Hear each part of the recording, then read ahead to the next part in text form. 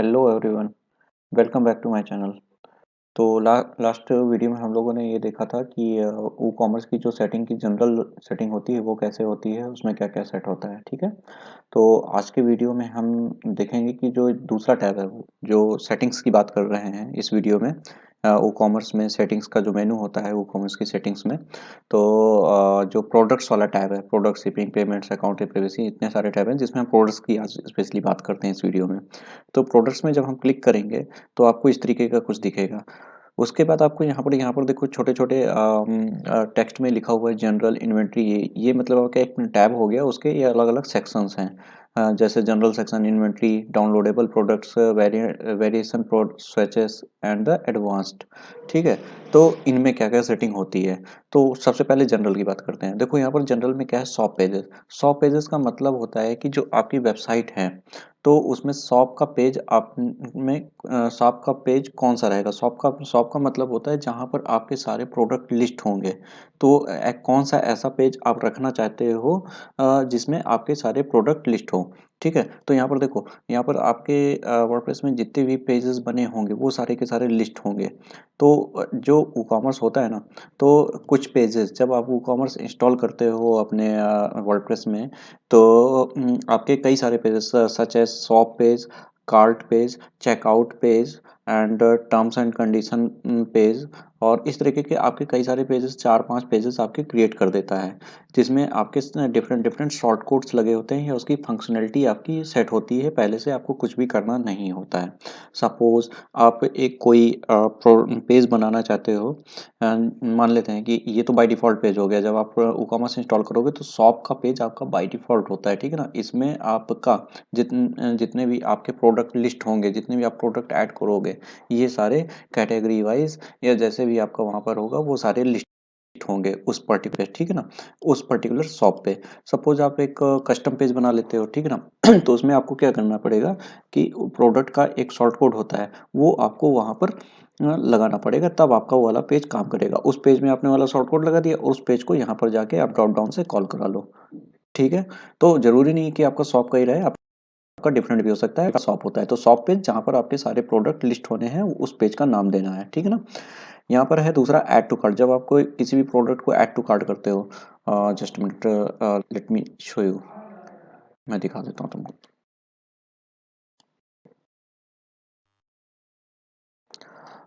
ये देखो, यहाँ पर ऐड टू कार्ट है। तो ये जो बेसिकली मैं बात कर रहा था अभी, यहाँ पर ये ऐड टू कार्ट की, add to cart behaviour, redirect to cart page after successful addition and enable AJAX add to cart button on archive. तो दो पार्ट हैं। जब इस पे आप टिक कर दोगे तो ये आपका ये बताने के लिए है ई कॉमर्स को, जब हम ऐड टू कार्ट का बटन करें तो जैसे ही ऐड टू कार्ट करें तो हमारा जो कार्ट का पेज होता है वहाँ पर हमको रिडायरेक्ट कर दे, ठीक है ना? और दूसरा वाला ऑप्शन हमारा ये कहता है कि जो enable AJAX add to cart button on archives, तो हमारा जैसे ऐड टू कार्ट मैंने ये कर दिया, तो ये दूसरा वाला अगर ऑप्शन सेलेक्ट करेंगे तो ये हमें उसी पेज पे रहेगा। अजैक्स के थ्रू वो हमारा डेटा कहाँ पर ऐड हो जाएगा, ऐड टू कार्ट में। मतलब पहले वाले ऑप्शन पे जब आप चेक कर दोगे और सेव कर दोगे तो ऐड टू कार्ट करने पे आपको इस पेज पे क्लिक कर देगा। जितनी बार भी आप ऐड टू कार्ट करोगे वो आपका कार्ट के पेज पे भेज देगा, ठीक है? जब दूसरे वाले ऑप्शन पे आप सेलेक्ट करोगे तो आपका एक्सेस थ्रू आपका डेटा, आपका प्रोडक्ट ऐड टू कार्ट हो जाएगा। जैसे आपका इसमें इस केस में हुआ, जब ऐड टू कार्ट किया तो आपका अजैक्स के थ्रू आपका डेटा कार्ट में चला गया, बट पेज आपका हुआ। तो ऐसे में आप विदाउट पेज चेंज किए हुए या पेज रिफ्रेश हुए आप बहुत सारे प्रोडक्ट्स को ऐड टू कार्ट कर सकते हो, ठीक है ना? ये आपका कार्ट का पेज है, यहाँ पर ओपन हो रहा है, मैं दिखा दे रहा हूँ। ठीक है, तो ये देखो हमारा प्रोडक्ट का डिटेल पेज है, यहाँ पर ऐड टू कार्ट का बटन है, यहाँ से नंबर ऑफ प्रोडक्ट, ठीक ना? तो अभी हम सेटिंग्स की बात करते हैं, प्रोडक्ट का बाद में बात करेंगे। तो ये ऐड टू कार्ट बिहेवियर आपको समझ में होगा। प्लेस होल्डर इमेजेस क्या होती हैं? तो जैसे प्लेस होल्डर इमेज की बात कर लेते हैं। जैसे प्रोडक्ट को मैंने क्लिक कर दिया तो ये जो इमेजेस होती हैं यहाँ पर, ये सारी इमेजेस, ये प्लेस होल्डर इमेजेस होती हैं, ठीक है ना? तो प्लेस होल्डर इमेजेस कितनी ले सकता है ये, ठीक है ना? तो यहाँ पर क्या है, आप यहाँ पर वीडियोस डाल सकते हो, इमेजेस डाल सकते हो, जैसे आपका थीम सपोर्ट करती है। और या लोगो वगैरह भी यहाँ पर अपलोड कर सकते हो। सपोज़ ऑर्गेनिक का है यहाँ पर, तो ये आप लोगो भी अपलोड कर सकते हो। तो यहाँ पर प्रोडक्ट की जो डिफरेंट डिफरेंट इमेजेस हैं वो अपलोड कर सकते हो। कितनी इमेजेस अपलोड कर सकते हो उसका सेटिंग दिया हुआ है। मेज़रमेंट क्या है, वेट यूनिट क्या है, वो ऑप्शनल है, आप कुछ भी रख दो, किलोग्राम में आपका प्रोडक्ट है, ग्राम में एलबी ऐसा नहीं है तो आप उसको कोई भी सिलेक्ट करके छोड़ सकते हो, ठीक है ना, कोई दिक्कत नहीं है। डायमेंशन यूनिट क्या है, वो सारी चीज़ें यहाँ पर। तो ये बेसिकली क्या कहता है, कितना वेट है क्या है उसके अकॉर्डिंग कैलकुलेशन पर्पज से। तो ये बात की बात है कि जब हम शिपिंग वगैरह होगा तब ये आपका वेट यूनिट यहाँ पर लिया जाएगा, ठीक है ना। नेक्स्ट है रिव्यूज़ का, इनेबल रिव्यूज़ का, यानी कि जो प्रोडक्ट का रिव्यूज़ होता है, जैसे प्रोडक्ट आप परचेज कर लेते हो ना तो उसके रिव्यूज़ आते हैं नीचे। जैसे यहाँ पर ये देखो रिव्यूज़ है, इसका 0 है, ठीक है ना। तो यहाँ पर ये रिव्यूज़ वाला है, नेम एंड ईमेल। तो यहाँ पर दो चीज़ें हैं, इनेबल प्रोडक्ट रिव्यू, जब आपका इनेबल रहेगा तो कोई भी कस्टमर, कोई भी यूज़र आपके प्रोडक्ट का रिव्यू दे सकता है, ठीक है ना। यहाँ पर है शो वेरीफाइड ऑनर लेवल ऑन द कस्टमर रिव्यूज़, ठीक है ना। तो कस्टमर का जो भी रिव्यू होगा उस पर लेवल लगा रहेगा कि ये वेरीफाइड ओनर ने दिया है, किसी सस्पिशियस यूज़र ने रिव्यू, गलत रिव्यू नहीं दिया है, ठीक है ना। यानी कि जो भी रिव्यू है वो सब आपके ओरिजिनल है, वेरीफाइड कस्टमर के हैं। तीसरा है reviews can only be left by the verified owners, यानी कि जो भी रिव्यूज़ देगा वो वेरीफाइड ओनर होगा, मतलब उसको एक लॉगिन अपना करना पड़ेगा। विदाउट लॉगिन किए हुए आप रिव्यू नहीं दे सकते हो, या आपको रिव्यू देना है तो आपका नेम एंड ईमेल आपका फिल करना पड़ेगा, ठीक है ना। तो review and the rating system ये आपका कंट्रोल होगा यहाँ से। देखो प्रोडक्ट रेटिंग है, enable state rating, star rating on reviews and star rating should be required not optional. अगर आप रिक्वायर्ड कर दोगे तो आपको फिल करना ही पड़ेगा, विदाउट आपको रेटिंग दिए हुए आप सबमिट नहीं कर सकते। जैसे कि यहाँ स्टिक लगा हुआ है, यहाँ पर स्टिक, यानी कि आपको दोनों फील्ड फिल करनी पड़ेंगी, ठीक है ना। तो ये आपका होता है रिव्यू, रेटिंग एंड रिव्यू। आपको जस्ट क्या करना है, सेव चेंजेस, ठीक है ना। नेक्स्ट सेक्शन की बात करते हैं, दैट इज़ योर इन्वेंट्री। तो इन्वेंट्री मैंने ऑलरेडी ओपन कर रखा है दूसरे टैब में, तो मैं आपको दिखा देता हूँ। तो मैनेज स्टॉक, तो इनेबल स्टॉक मैनेजमेंट, ठीक है। तो जैसे हमारा कोई प्रोडक्ट होता है कि उसके कितने प्रोडक्ट हैं वहाँ पर उसमें उसके स्टोर में, ठीक है ना, तो वो आपका इन्वेंट्री वहाँ से मैनेज होता है।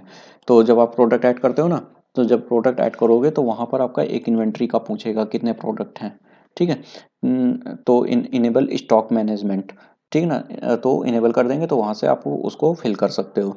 होल्ड स्टॉक मिनट्स बोल रहा है कि when the this limit is the pending order will be cancel D blank to disable. कहने का मतलब, सपोज आपका जो स्टॉक है, आपने 10 प्रोडक्ट रखा, ठीक है। तो 10 प्रोडक्ट रखा, सपोज आपके 10 प्रोडक्ट आपके सोल्ड आउट हो गए, आपका स्टॉक क्या हो गया, 0 हो गया।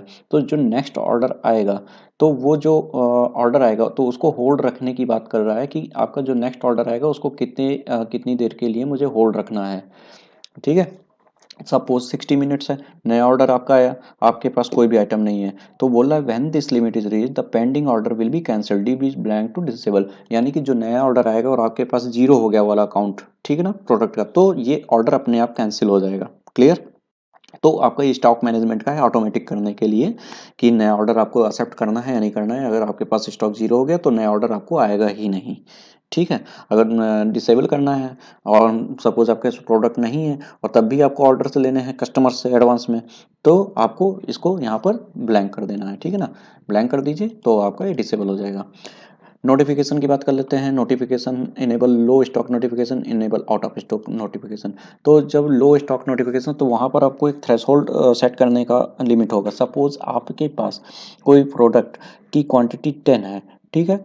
आपके पास 10 प्रोडक्ट्स हैं, उसके 10 आइटम्स हैं।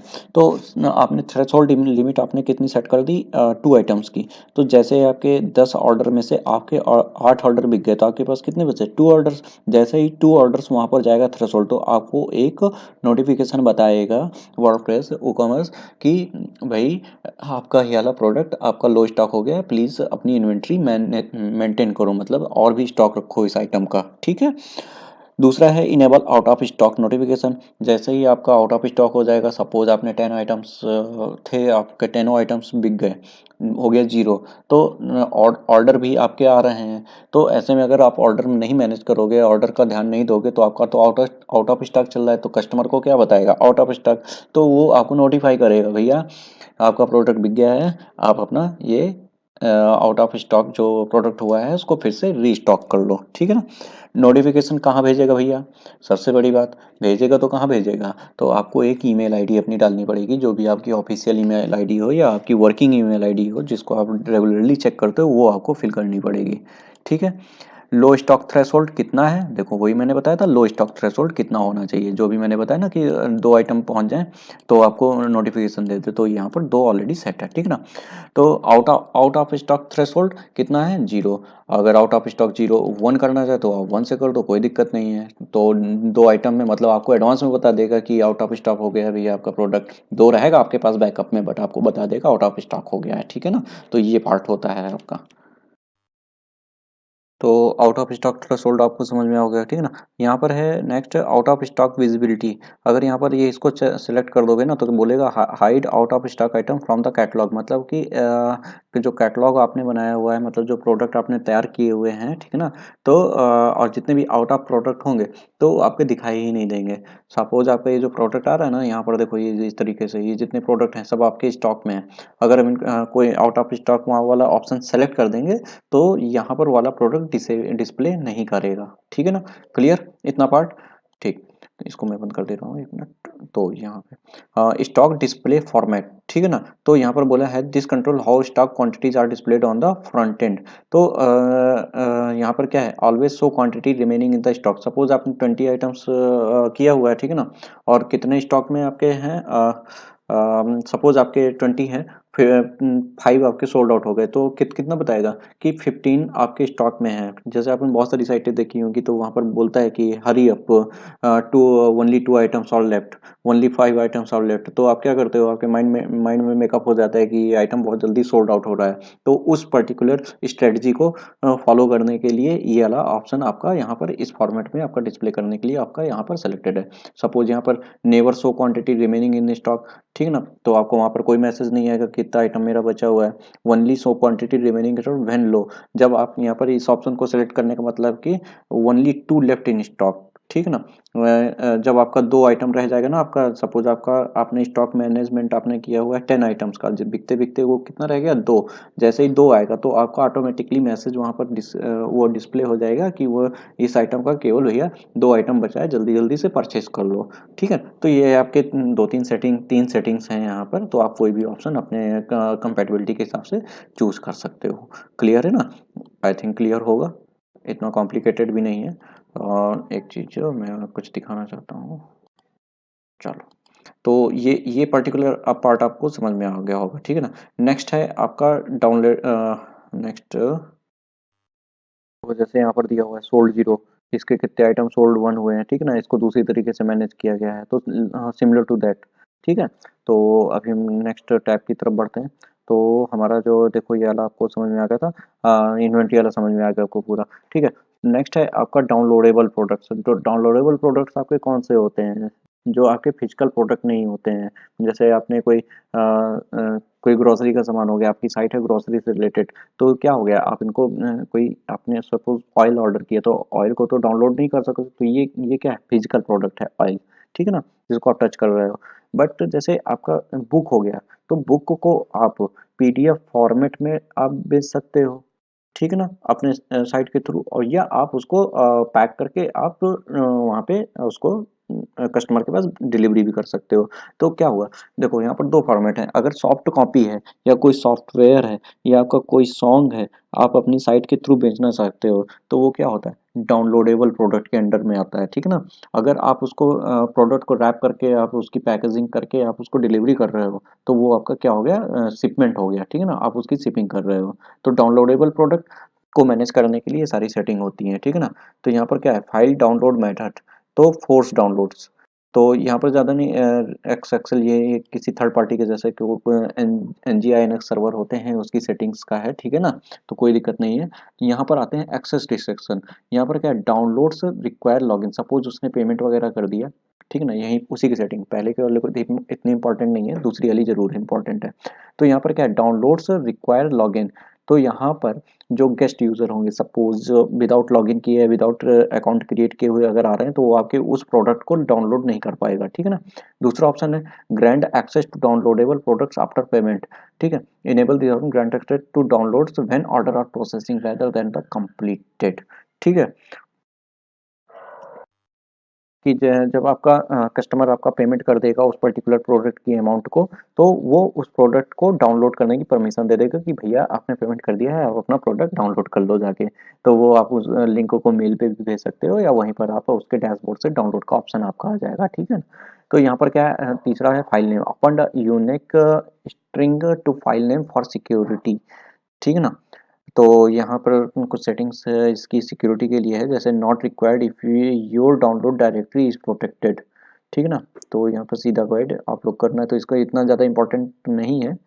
Not required if you download directory is protected.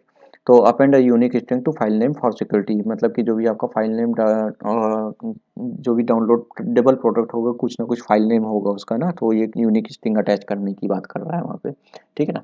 तो ये डाउनलोडेबल प्रोडक्ट की बात कर लेते हैं। अब आते हैं नेक्स्ट, हमारा सेक्शन क्या है, वेरिएशन स्विचेस। तो वेरिएशन स्विचेस क्या होता है, तो सपोज हमारा एक प्रोडक्ट ऐसे ऐसे ले लेते हैं, जैसे सपोज यहाँ पे ये हमारा प्रोडक्ट है, ठीक है।